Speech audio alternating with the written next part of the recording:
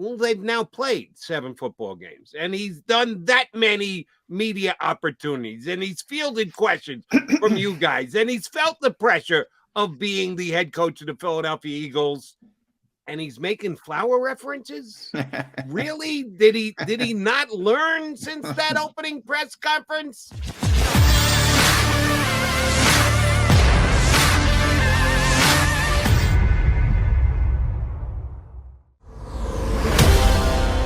Here on Birds 365, you got both of the Mac and Mac guys in the house today. I am Jody McDonald. He is my partner, John McMullen. Oh, you look like you're sprouting up there, John. You look like you're growing before our very eyes. We all got to contribute, Jody. Are you fertilizing or are you watering? I got no bloody idea what I'm doing, and I unfortunately am starting to doubt that the coach of the Philadelphia Eagles has an idea what he's doing either. When last we spoke, you were on with us yesterday, heading over for COVID testing. You're looking spry and chipper, so I'm assuming that you passed and you're in good health. And then you got to get I don't want to call it a lecture, but an analogy from the head coach of the Philadelphia Eagles that just kept me staring at the TV saying, did he really go there? Is that the message that the head coach of the 2-5 Philadelphia Eagles wants to put forward? That they are a little flower that is growing here in the city of brotherly love? He didn't say little flowers. Well, no, true. He didn't emphasize the size of the flower. I assume it's a big, powerful flower. Obviously, look, I knew when he said it wasn't going to go over well. But even I was shocked about how people jumped on this, how quickly on social media. It doesn't matter. At the end, we went over this with his first press conference. I mean, the issues remain the issues. The issues remain, what the heck are you doing on the offensive side of the football? His messaging, I don't give a you-know-what. I think it's ironic if you look at this week. We were talking before the show a tiny bit. You got biting kneecaps against growing flowers. I know 100% which Philadelphia would prefer. Although one guy's 2-5, the other guy's 0-7. Right. So technically, I mean, it doesn't matter. You can scream biting kneecaps, blah blah blah, and you can go 0-7. Is my point. I don't know why people fixate on press conferences so much and alleviate the bigger problems, which are what the hell is going on the football field. John, you are right, but you are wrong, and I will explain. Usually, here's the way I look at it, slightly differently than you. Your overall point of what he says doesn't really matter much is accurate. If the Philadelphia Eagles were 5-2 instead of 2-5, people would just roll their eyes and move on if he went through I love the growth pattern of our little flower here in Philadelphia. It wouldn't matter. You're right. Because they're 2-5, more emphasis is put on it. You are correct in that assumption. But here's the difference between this and his opening press conference. When he did what he did when he was first introduced as the new head coach of the Philadelphia Eagles, he had never done it before. He had never sat in that big chair. He had never had that narrow-focused, bearing down on you spotlight that you're going to get as the head coach of a pro football team. So I cut him a whole bunch of slack. Everybody else was, oh, my God, he doesn't have the answer for this. What do you mean he hasn't looked at tape? Could he even spit it out? Yes, people overanalyzed the first ever meeting with the new head coach of the Philadelphia Eagles. And I said, much like you just said, when they start winning and losing games, then we can judge this guy. What he does in his first press conference will be long gone and long forgotten when we actually start to see the Eagles play some football games. Well, they've now played 7 football games, and he's done that many media opportunities, and he's fielded questions from you guys, and he's felt the pressure of being the head coach of the Philadelphia Eagles. And he's making flower references? Really? Did he not learn since that opening press conference? No, I'm not going to compare yesterday with what happened when he was hired. All right, I get the not learning aspect of it. and I somewhat agree on, you're only making things more difficult for yourself when you do things like that. Although I heard maybe he's playing 3D chess. Maybe he's going to use this to fire up his team. Look, they're laughing at us. I don't think that's the case. I do look at it from the perspective of, and I said this on Twitter, and one of the things, the difference between the introductory press conference and yesterday, the problem with the introductory press, he was nervous. Right now, go to my Twitter feed; it's up there at JF McMullen. You can see the whole portion of the flower conversation. He wasn't nervous. He was very comfortable and explaining his analogy. So that's where I think, he's calmed down, he's settled down, he's more comfortable in his own skin. I think that's actually a vast improvement from the introductory press conference. Not nervous at all, not reaching. This is the message he wanted to send. So that's number one. We kind of differ a little bit on that. Number two is, what the hell do you want as part of the fan base? I'm not talking to you, Jody. I'm talking to fans. Well, no, you can talk to me. I'm part of the fan base. You hate Andy Reid. You can include me in that All group. right. I have no problem with that. I'll include you. You hate Andy Reid. I got to do a better job. You ought to hate Shane Steichen, who's torturous when he's up there with his stupid coach speak that gives you absolutely nothing. The last thing I want this guy to do is, because, all right, these people are being, whats. I'm going to just go back in a shell.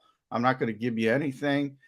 Look, he's got to be himself. He's being himself. I don't have any problem with it. I have a problem with 2 and 5. I have a problem with the offense looking like it doesn't have an identity. I don't have a problem. And guess what? Jordan Mailata came out. Jason Kelce came out. Dallas Goedert came out. And they all said essentially, the message was great. We got it. We loved it. Maybe it is a different generation. In 1975, yeah, you probably said talk about flowers. And, if Andrew Sandeo was here, the nastiest human being I ever met in my life, with his Make Football Violent Again hat, yeah, maybe punch him in the face. I don't know. But if Fletcher Cox, I think a lot of people are taking Fletcher Cox, and I think these two things are not mutually exclusive, in that Fletcher's unhappy because of how he's being played in the defensive scheme. And they're taking that and conflating that with everyone is unhappy. As I said, Jordan Mailata was raving about it. Dallas Goedert was raving about it. Jason Kelce, even as a more veteran player, said everything's fine. One guy unhappy doesn't equal 69 guys unhappy. In fact, if you have 69 guys together and one of them isn't unhappy, you're the first. You're the first who got that done. I agree, and I get the point you're trying to make. And I will give Nick Sirianni this. Other than Fletcher this past Sunday, talking about I don't play screens, it was really the first time that any Eagle player had, in almost any way, shape, or form, questioned what the coaching staff is doing. And that's pretty good considering they were only 2 and 4 before the beatdown this weekend against the Raiders.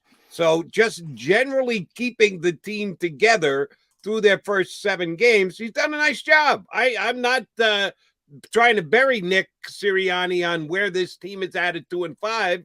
As a matter of fact, again, very individual and personal acknowledgement. I had them 2 and 5 when the season, before the season started. Wins, losses, piece of paper, get it out. What do you see? 2 and 5. Yeah. So how can I sit here and go, oh my God, I can't believe the Eagles are 2 and 5. No, I thought they'd be 2 and 5. So a lot of people did. Yeah. After this week. And then the easier portion starts on Sunday in Detroit. Look, if they lose this game, all bets are off against an 0-7 team. And by the way, they have a chance to lose this game. We talked about the Lions a little bit, and the fact that, and we're going to have Dave Burkett on in a little while from the Detroit Free Press. They've been in a lot of these games. They've been in more games. They've had an opportunity to win more games than the Eagles have, believe it or not. They haven't been able to do it. And at the end of the day, there are no moral victories in the No. NFL. The Lions, if there were, the Lions would be leading the league. But it is what it is. What I'm trying to say is, you see 0-7, you assume a team that has stopped biting. Well, Dan Campbell's still got him biting some kneecaps, but look, it's going to get ugly because nobody's going to add that context into it if the Eagles can't beat this team. And it's going to be ugly for me because I don't buy that context. I know a lot of people buy into it. Oh, they're there every week. Oh, they're right there in the fourth quarter. Oh, they've had a chance to win. Oh, they've been beat by late field goals, but they lose. And when you're 0-7, you lose every week. You have not figured out a way to win. And despite the fact that, much like, maybe even better so than here in Philadelphia, that the Eagles are struggling, yet you're seeing no fissures in the clubhouse, and the guys are all still following the coach's message, and they're fighting all the way through the 60 minutes. You're right. The Lions may be even better than that, and I think the Eagles are pretty good at it. But they lose. They always lose. They find a way to lose. And I think that can set in as part of the team, too. What's going to happen? You get to the fourth quarter. Oh, yeah. The other shoe. What's going to happen? What are we going to do wrong? Yeah. What's the other team going to do right? Yeah. How is this week's misery going to play itself out? That's what I'm looking for on Sunday between the Eagles and the Lions. No, I hear you. I mean, the bottom line is you got to figure out a way to win, and winning is it's a skill set. You got to almost learn how to win in the NFL, learn how to finish these games. And they haven't done it. So you're absolutely right. I mean, I do look at their games. There are probably two of their games they weren't in, Cincinnati and Green Bay early. Even Green Bay, I think they stuck in for a while, but I'm not quite sure. Everything else that was a wild game against San Francisco. They should have beat Baltimore. We know Tucker. And some people say that should have been a delay game on top of a 66-yard field goal. They were against the Bears till late. They should have beat the Vikings. They got the 2-point conversion at the end of the game, and they gave up I think it was a 56-yard field goal. And then they played really well against the Rams, who I think are the best team in the NFC, even though they're in second place, at least through this portion of the schedule. But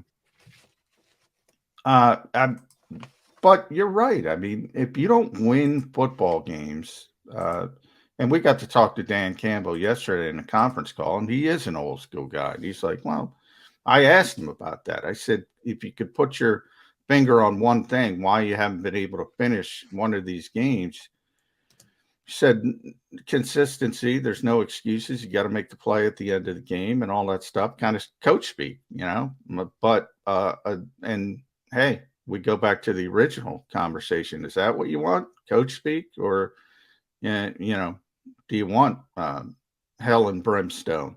What you really want is somebody to win. And I don't know if either of these coaches are equipped to win in this league, but it has nothing to do with press conferences or the way they message what they want to get accomplished. One of the things that I'm looking at in the matchup between these two teams, they're both bad. They're not good football teams, 2-5 and 0-7. I'm not giving you any great revelation here by saying both teams are pretty putrid. Over the course of the 7 games, the Eagles are minus 26. And they've had a couple of games where they were trailing by more points than the final score actually ended up being.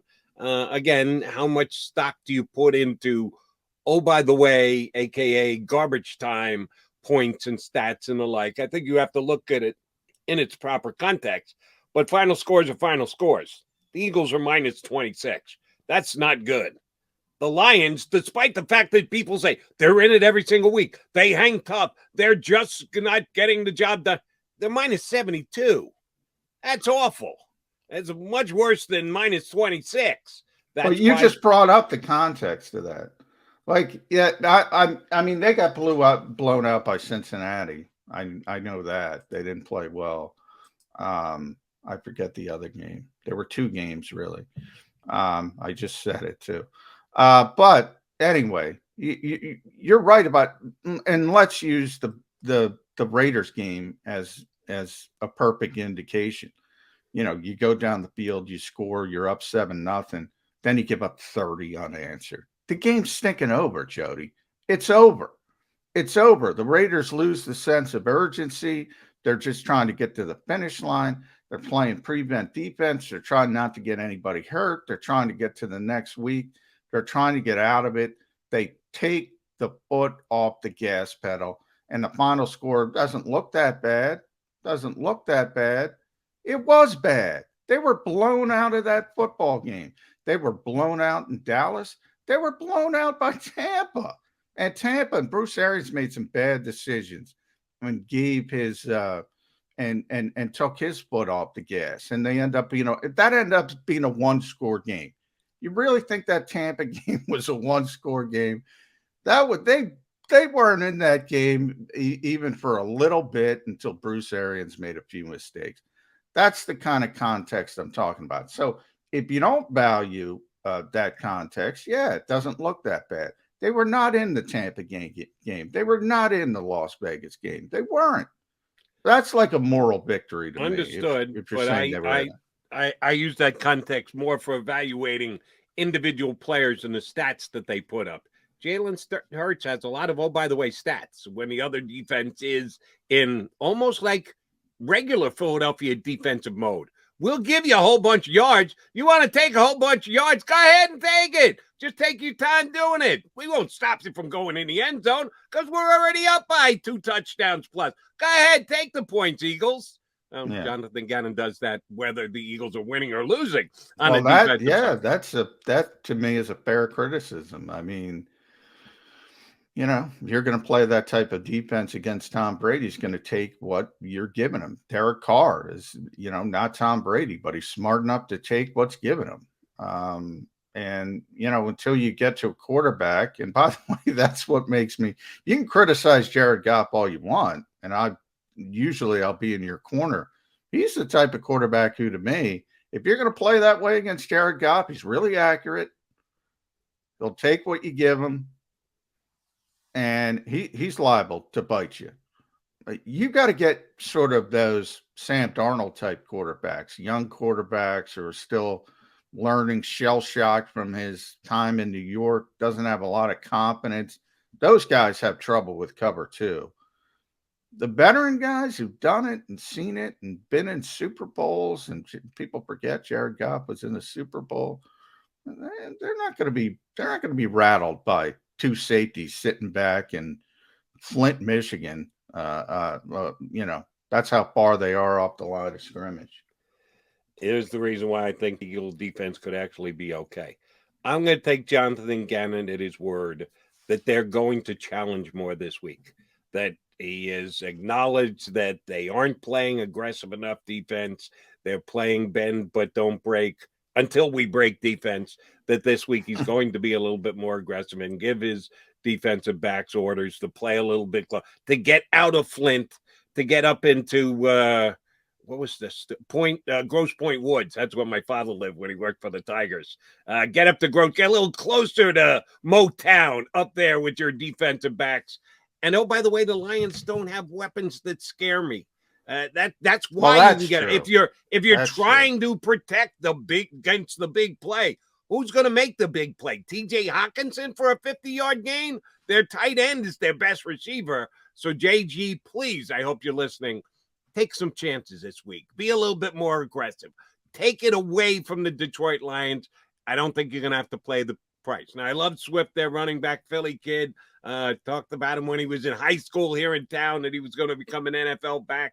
Went to Georgia, had good seasons there, and now, sure enough, he's the man in Detroit. Yeah, he scares me a little bit. But again, that a 50-yarder, you're going to break it off either on a run or a swing pass. I'm not worried about that. I believe the Eagles will play more aggressive defense and not worry about giving up the big play because the Lions just don't have big play guys.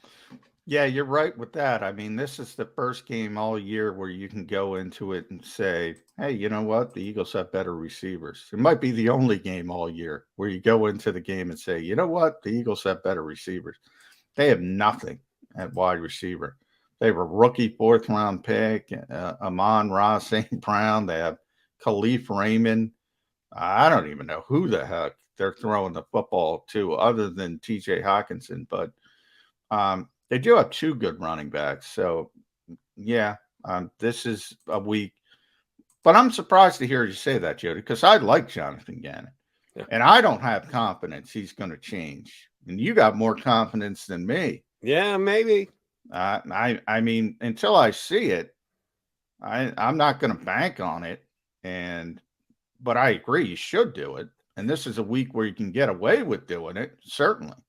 And here's the reason why. And this is not going to be very complimentary to the defense coordinator.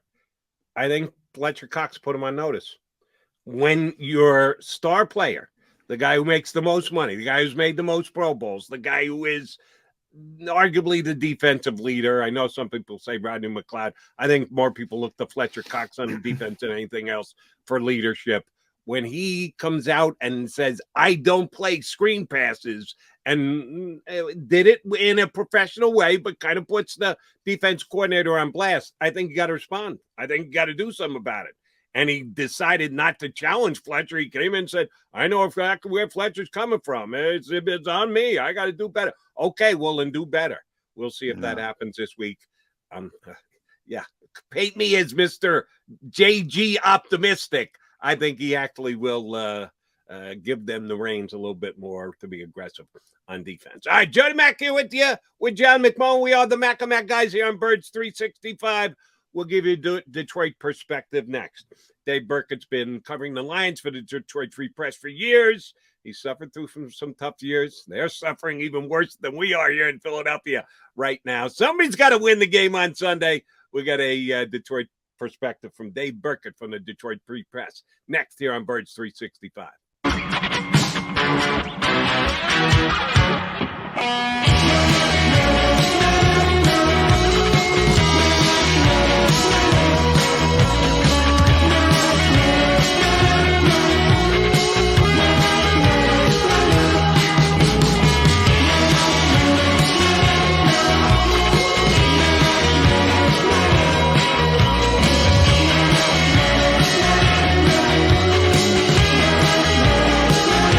At Stateside Vodka, every new customer gets the world's best rocks glass, free.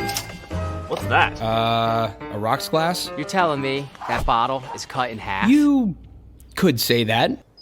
Holy shit. And you're telling me